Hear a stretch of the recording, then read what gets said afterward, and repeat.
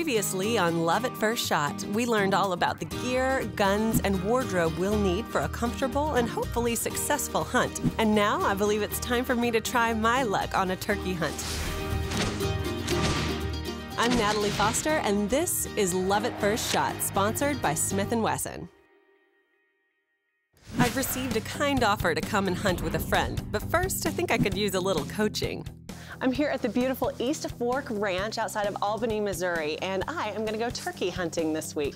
Now, I'm definitely a novice at all of this, and I've got a friend in there named Ashley Worrell of DRT Ammunition, and she is gonna help me out with all the ins and outs of turkey hunting. So let's get in there and chat with her.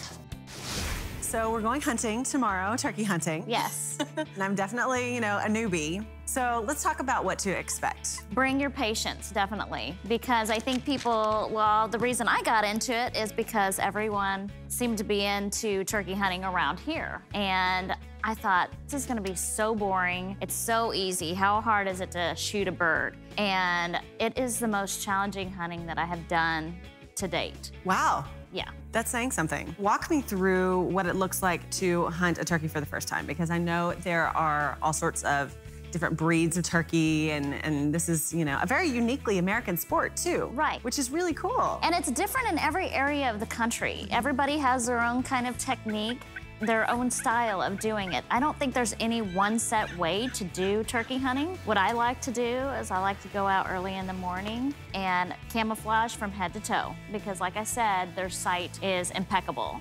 If they catch a glimpse of you moving or they see anything, they are gone. They run about 25 miles an hour. Oh my gosh. So they can be gone in a heartbeat. So slow movements, lots of camo. Right, as much as you can cover in camouflage colors, greens, blacks are kind of okay. Stay in the hue of the camouflage. We will also be in a blind, which will also help. We can move around a little bit more, trying not to make as much sound as if we were out and about. Without a blind. Right. So we'll be in the blind that we set up earlier today. We found a good spot. Yes. And then put up the blind, which was complex, but fantastic.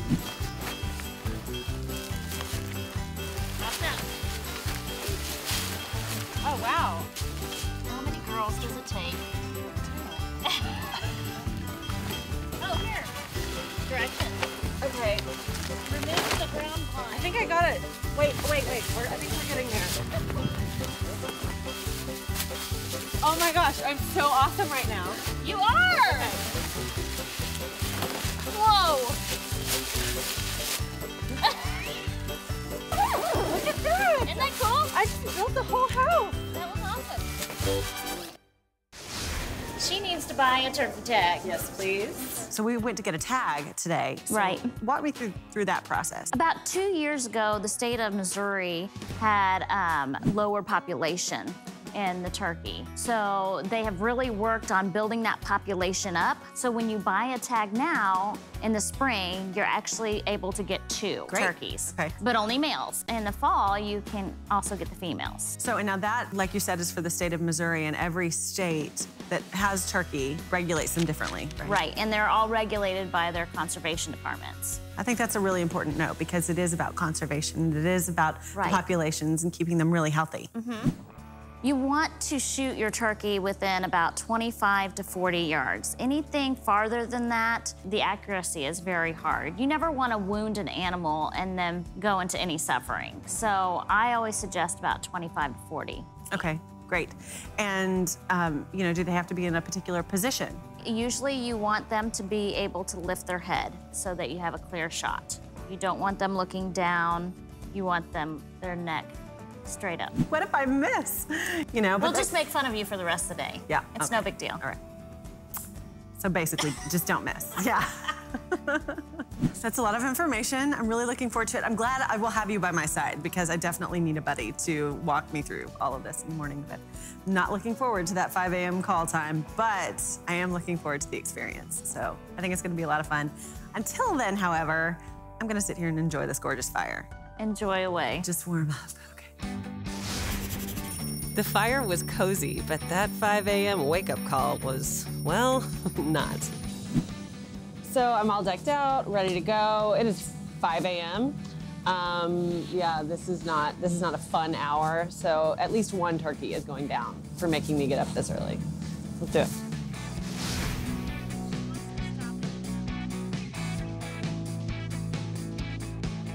This is really early. This is like mean, which really sets the stage for the day because the turkey has now become my enemy. You really want to shoot him, that's for sure. Yes.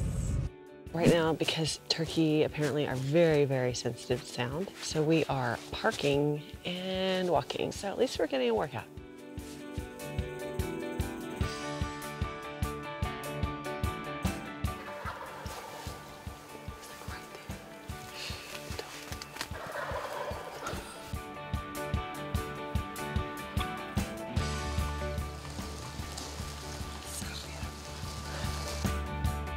So, as it turns out, hunting is hard. This is not an easy endeavor. No, Yeah. no, it's not at all. So we get here, even when we're walking in and it is dark, we hear them gobbling, right? Right. So we get set up in the blind, and about 30 minutes into it, if that, Yeah. a tom comes walking towards us. Which was like epic and so exciting. And I mean, he was right there and I had a great angle. The problem was he wasn't close enough. So I didn't feel like it was an ethical shot because if anything, you know, I might have wounded him. So that was gonna be a bad call, right? So that was a disappointment, but it was really cool still, and we saw a lot of wildlife. There's just so much wildlife and getting to be out in nature. It's hard to describe the experience, isn't it, for anybody else? It is, it is. I think we're so like technology all the time that once you are able to sit still, you can actually enjoy the nature. Yeah, that's totally what I experienced today. So anyway, Missouri state law requires that you end at 1, so it is past 1 now, and we're starving, so we're gonna go get some barbecue. Sound good? Sounds great. All right, let's do it. It's day 2, and with my close call yesterday, I'm crossing my fingers in hopes that today is my lucky day. Is my last opportunity to get a turkey. If I don't get one today, I am going home empty-handed, so I am determined.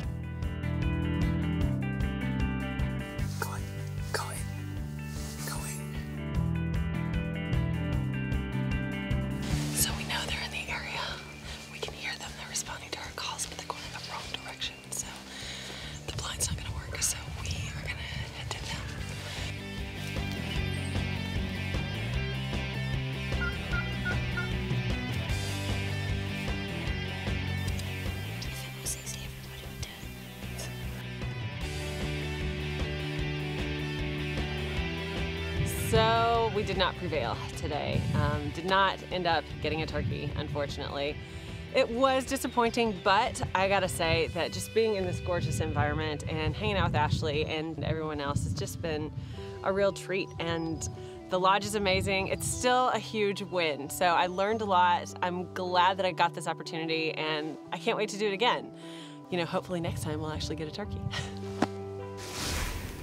Walking away from a hunt empty-handed can be a pretty bitter pill, and I could use a little advice on where to go from here. Kirsty's a great person to walk through all the emotions of a hunt with.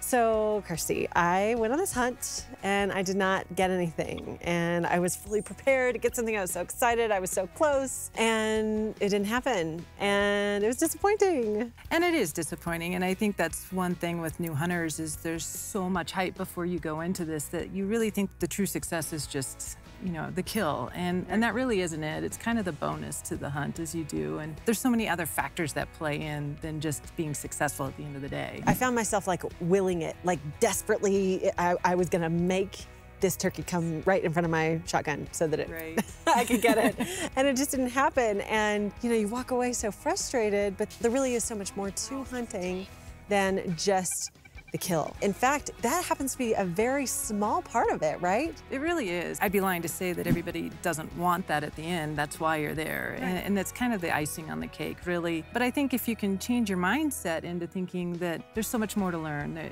even if you've hunted for a long time, there's something to learn every time. And really immersing yourself into that moment and taking in everything that you can, you gain so much more out of that. And then when you do kill on top of that, then everything just feels a lot better. what I really enjoyed was meeting the people, even the drives out with those good either early morning or late night conversations that, I don't know, really impact you. Yeah. There's so much more to it, and I think that's part of the soul of hunting. I really enjoy the women's only hunts. I think there's this level of camaraderie to those. I like them better. I think the women tend to be more supportive. They're definitely more engaged in the entire process. It's not just about succeeding at the end. Again, everybody wants to. I've never seen such a supportive group of people. When somebody gets something, everybody's excited. Yeah. Nobody's jealous. Nobody's grousing. You know, nobody's getting competitive. And they're genuinely happy for each other. And I haven't necessarily seen that in other camps. That doesn't mean it doesn't happen. There's few people that really love wildlife as much as hunters do. Well, I think that's really important to talk about, actually, because, and you and I have had these conversations about conservation and how much hunters do for conservation. And people don't even realize, I didn't know this until I started getting into hunting.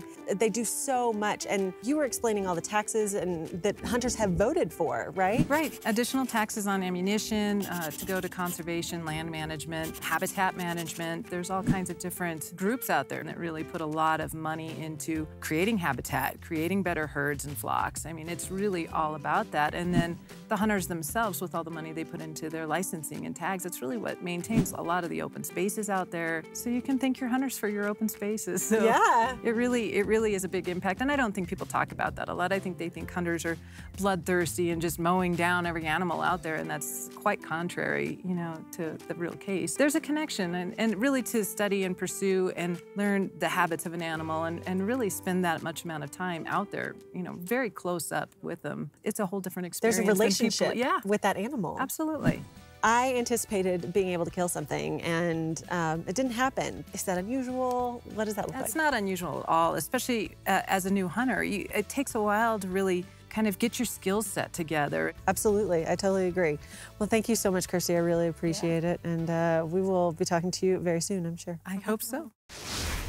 While on my hunt, I found that in addition to my clothing and gear, one other item was just as critical. You'll need a good pair of hunting boots. Our friend Kirsty Pike over at Proas suggests that you might even want a couple of pairs with you while you're out in the field. Both these Chippewas and these North Face hiking shoes are good options for different terrain. If you're sloshing through the mud like we were, you'll definitely need these Chippewas. But for more rugged, rocky terrain, the North Faces will serve you well. Now that you've got your list and you're ready to try all of this out in the field, send us your stories and your photos, and they may even end up on the trophy gallery on nrawomen.tv. As always, check in with us on Facebook, Instagram, and Twitter. And we'll see you next time on Love at First Shot, sponsored by Smith Wesson.